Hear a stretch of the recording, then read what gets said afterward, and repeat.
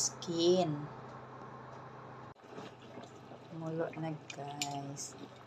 Yan nilagyan. Paminta at asin lang nilagay ko guys. Pakuluan muna natin hanggang maluto.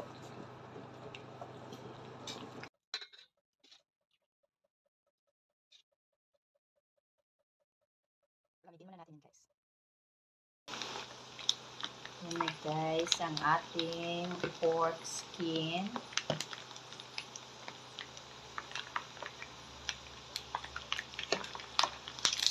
Lapit mo siya guys. Dapat careful kasi matalsik-talsik. Medyo matalsik-talsik.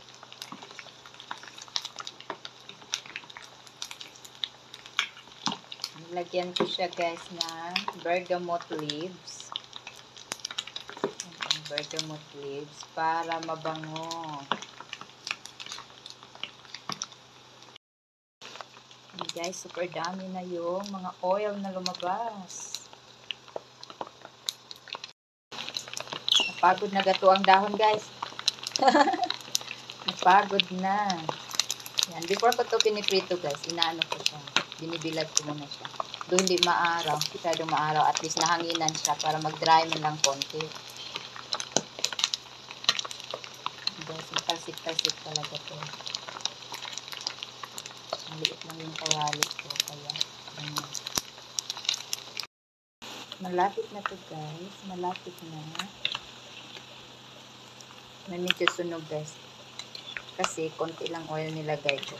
Kasi nga, lalabas naman talaga yung oil niya. Malapit na guys. Sobrang hilig ko lang talaga sa ganito guys. Kasi mahilig ako sa mga crunchy at crispy food.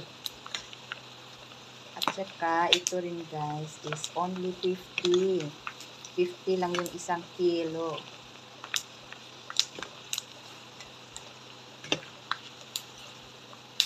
Ayan.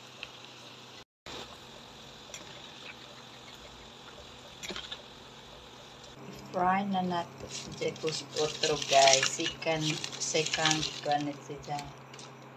Second frying.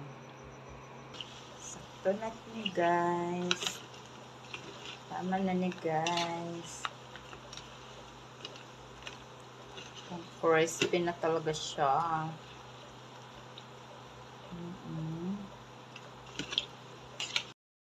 Ayan na guys, palamigin na natin to and ready to serve with the spicy vinegar na may garlic.